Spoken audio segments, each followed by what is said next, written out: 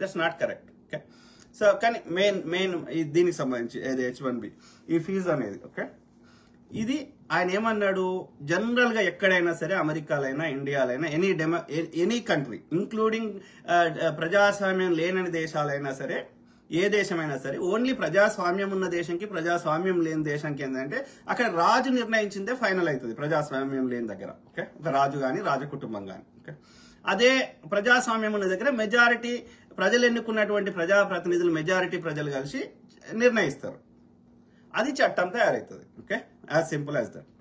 So ఆ చట్టము అనేది that is the correct way of doing the governance.